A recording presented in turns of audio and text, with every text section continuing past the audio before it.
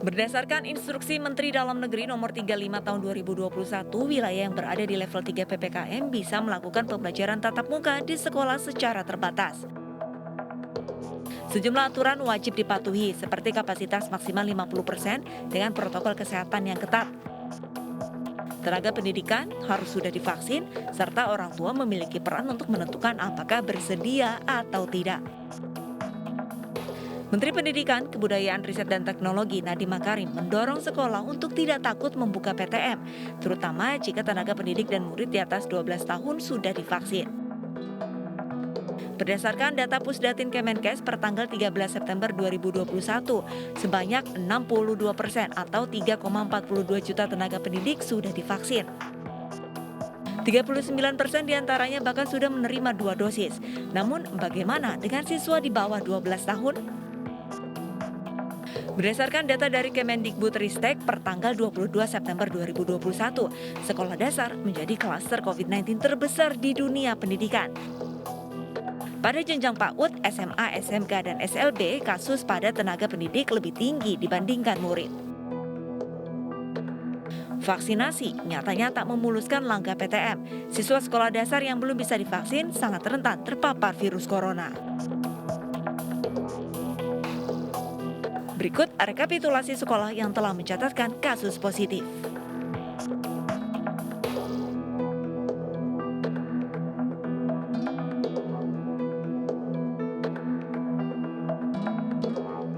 Sejumlah daerah seperti Purbalingga harus menghentikan pembelajaran tatap muka setelah 151 siswa SMP dinyatakan positif COVID-19.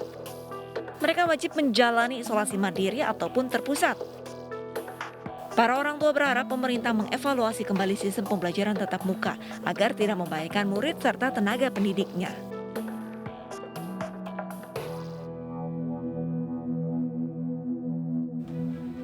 Ya, pemirsa, baru dibuka beberapa pekan sejumlah sekolah terpaksa memberhentikan pembelajaran tatap muka dikarenakan siswa dan tenaga pendidik terkonfirmasi positif COVID.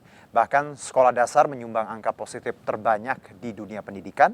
Saya Herjuno Syaputra, kita akan berbincang lebih jauh terkait waspada klaster sekolah sudah ada. Bersama saya di Indonesia Bicara malam ini, dan di segmen awal saya akan berbincang dengan narasumber yang pertama, yaitu ada Profesor Zubairi Jurban, Satgas COVID-19 ID. Assalamualaikum Prof, apa kabar? Waalaikumsalam warahmatullahi wabarakatuh. Kabar baik. Apa kabarnya Mas Juno? Alhamdulillah dok, sama.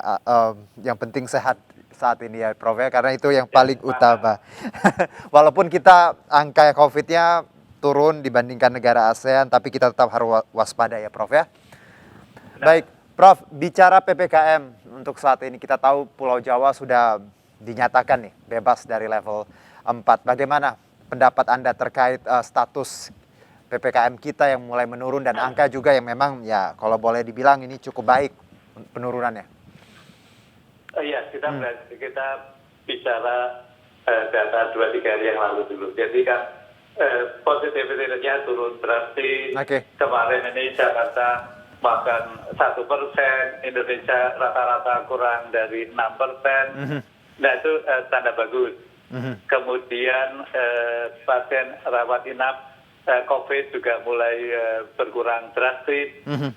Beberapa provinsi sudah kurang dari 15%, jadi amat sangat bagus. Kasus baru juga menurun. Karena itu maka tentu saja logis untuk mulai membuka tatap muka sekolah, mulai membuka tempat-tempat pariwisata, mulai membuka perekonomian dan seterusnya. Nah, namun kan janjinya harus dengan monitor evaluasi berdasarkan data yang terbaru. Dan monitor evaluasinya harus harian, tidak boleh mingguan, tidak boleh bulanan. Nah, maka kalau tatap muka sekolah itu kemudian menyebabkan klaster-klaster baru yang begitu banyak, lebih dari 15.000 siswa yang terinfeksi, itu kan berarti bahwa mereka bisa menularkan, kan ada juga kontak tracing. Kontak tracingnya itu pada 15-30 orang sekelilingnya itu kan bisa berarti puluhan ribu. Jadi harus ketat kontak tracing-nya. Jadi untuk sekolah tadi tentu harus ditutup sementara. Untuk sekolah yang lain tentu tergantung dari penambahan sekolah-sekolah yang terjadi klaster. Kalau banyak ya semua sekolah harusnya ditutup lagi. Baik, Prof, kalau kita bicara klaster pendidikan ini, kita tahu sebenarnya sudah ada simulasi yang cukup matang sebelum ada ini dan juga di level 3 baru dilaksanakan dengan pakem-pakem prokes yang sesuai tadi diperketat gitu. Lalu kita tahu, Prof, ini juga kaitannya dengan kalau kita breakdown ya, klasternya ada yang PAUD, SD, SMP, SMA. Ini yang SD paling banyak, Prof. Apakah ini juga kalau bicara penyebabnya pasti banyak, tapi apakah ini juga salah satunya karena banyak anak yang di bawah 12 tahun yang belum divaksin dan akhirnya dipaksakan masuk sekolah dan akhirnya tadi klaster pendidikan khususnya di level SD paling tinggi di antara yang lain? Iya, itu bisa salah satu penyebabnya. Dimanapun juga di bawah 12 tahun tidak divaksin kan, belum ada bukti ilmiah untuk vaksinasi di bawah 12 tahun. Jadi kalau kemudian dijumpai klaster yang banyak, ya harus segera ditutup, gitu ya.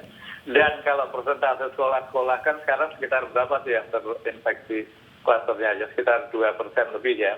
Jadi harus punya perhitungan kalau klasternya melebihi batas berapa persen, terserah dari Kementerian Kemendikbud. Misalnya lebih dari 5% atau lebih dari 10%, ya semua tatap muka ditunda dulu.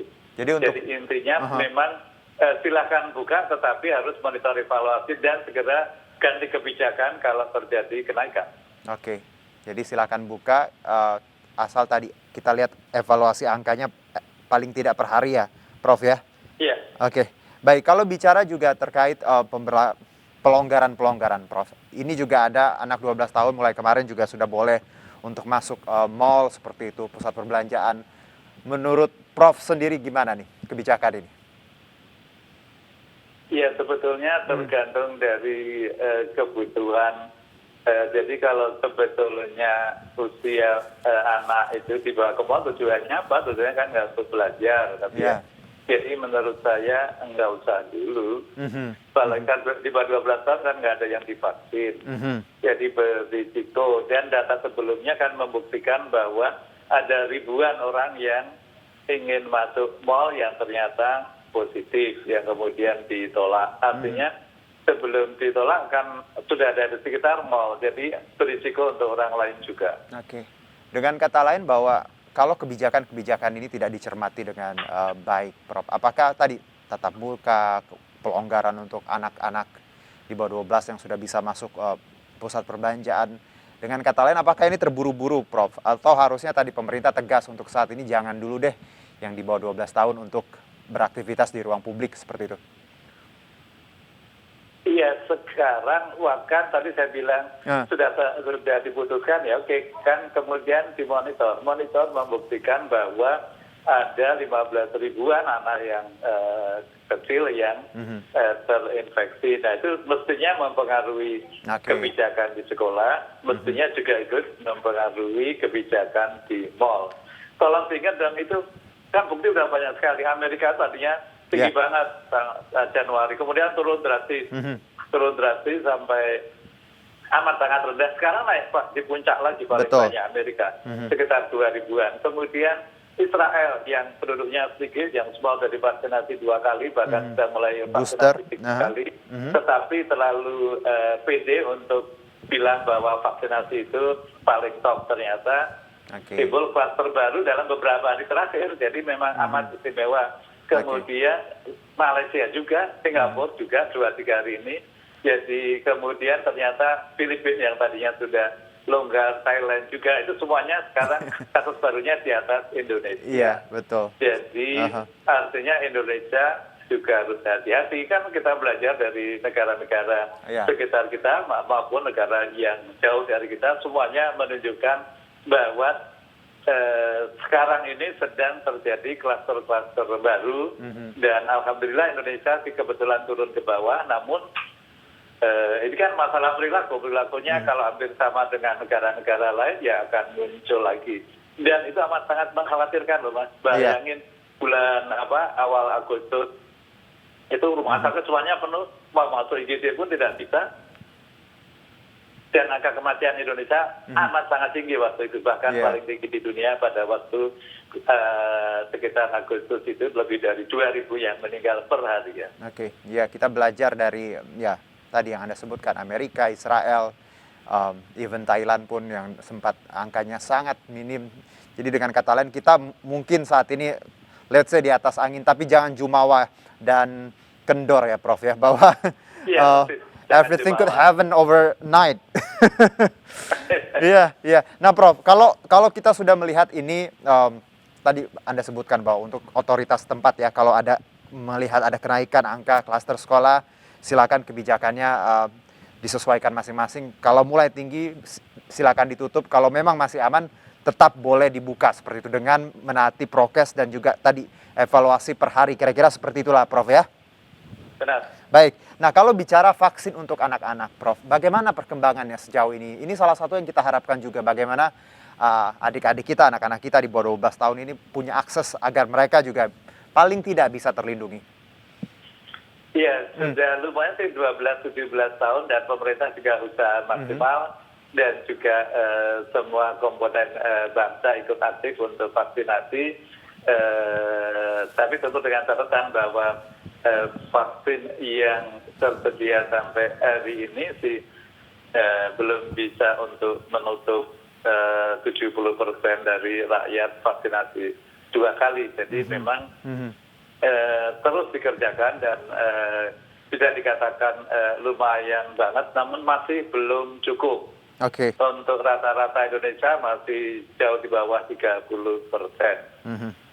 Apalagi kalau bicara booster, masih panjang ya, Prof ya, masih untuk yang booster nanti dulu kasihan. Jadi kalau booster nanti kalau semua rakyat sudah vaksinasi pertama, kedua, iya kita mulai booster untuk semua. Karena saya kalau lihat perbincangan, aduh saya ingin booster, ya kita dahulukan dulu yang belum dan mungkin baru yang pertama ya, Prof ya. Jangan egois.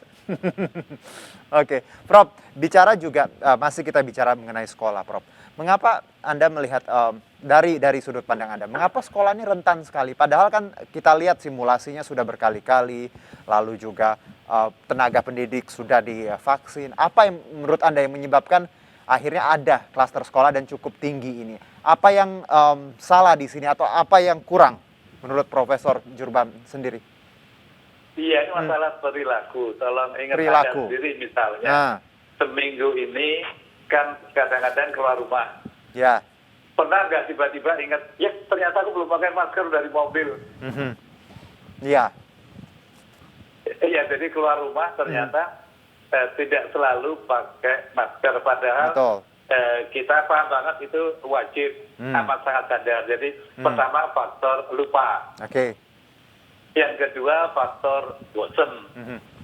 Ketiga, ya semurah apapun juga perlu biaya sedikit untuk masker ini. Dan kemudian terbukti juga di mana kemarin di Jogja, di mana ada masker bekas yang dijual. Nah, artinya kemudian cuci tangan. Tolong diingat dulu di awal-awal kita sering banget cuci tangan. Sekarang sekali lagi kita perlu juga introspeksi. Apakah benar seminggu terakhir kita cuci tangannya sudah cukup sering? Jadi ini karena masalah perilaku nih Mas. Jadi apa itu di Amerika, apa itu di Indonesia, apa itu di Soviet, apa itu di Kanada, ternyata hampir sama saja. Perilaku ini yang harus digarisbawahi dan di-highlight. Karena kita semua kadang ya tadi merasa sudah aman divaksin, masker ogah-ogahan ya Prof, kadang dibuka ditutup, ketemu stranger, seorang asing juga tidak prokesnya tidak ketat. Profesor, terima kasih sekali atas insight-nya.